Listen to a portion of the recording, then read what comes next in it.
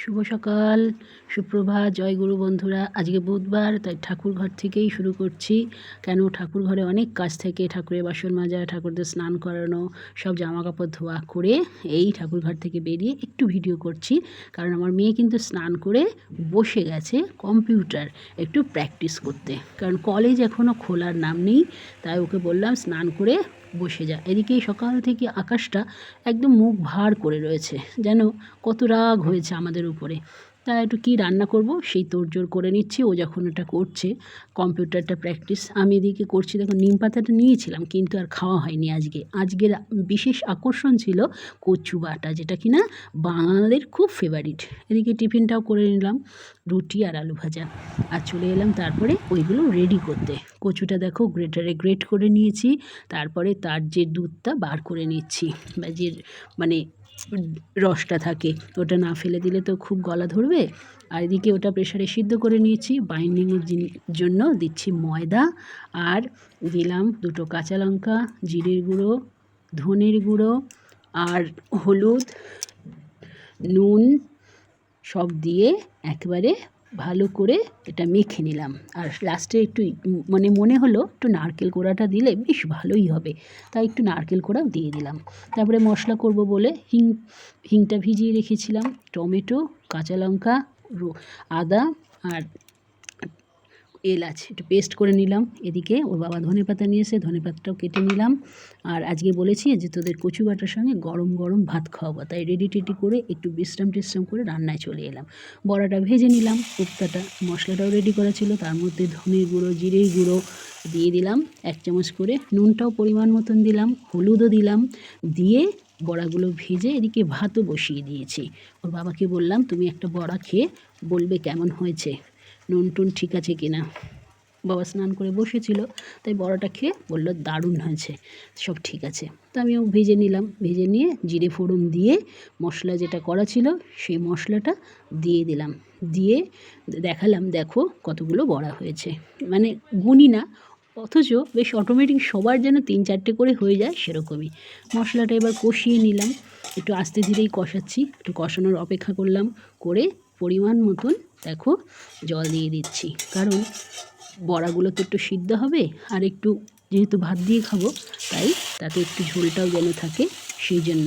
তা ধনেপাতাটা আমার ছোটো মেয়ে খায় না বলে আমি কিন্তু খুঁজে দেখলাম যে একটু কাসুরি মেথি আছে কি না।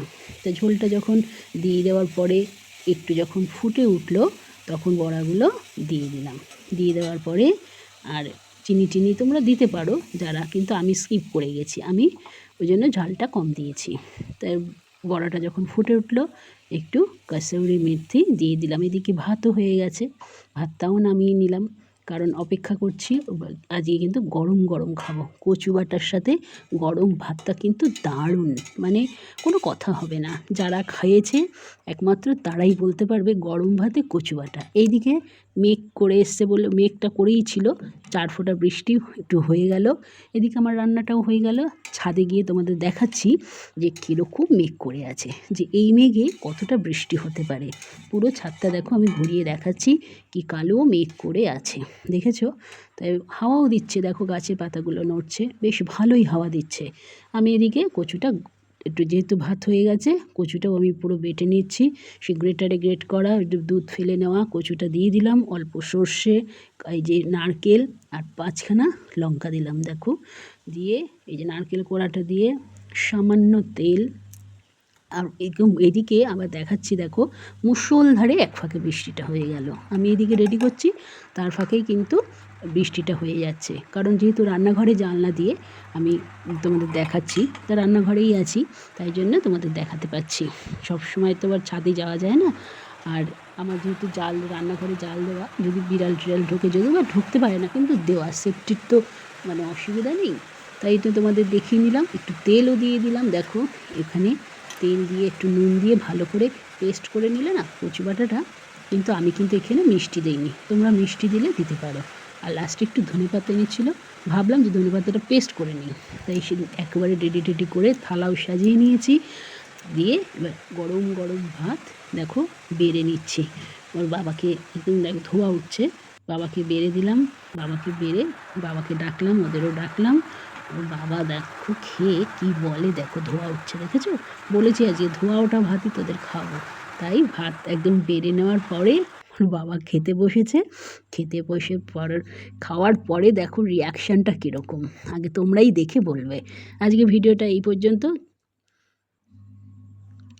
তোমাদের যদি কোথাও ভালো লেগে থাকে অবশ্যই ফলো দিয়ে পাশে থাকবে, আর মানে ভিডিওটা একটু লাইক কমেন্ট শেয়ার করবে।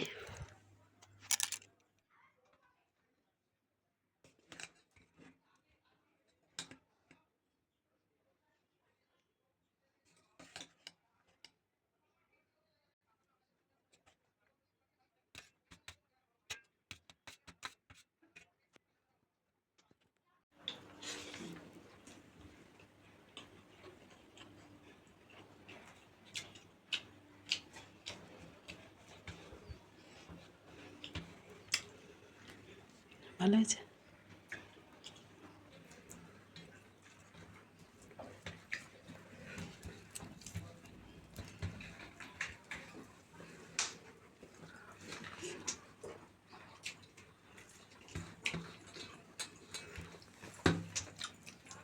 কোনো কথা হবে না, গরম গরম ভাত আর কচু বাটা, হা হা হা, মনটা ভরে গেল।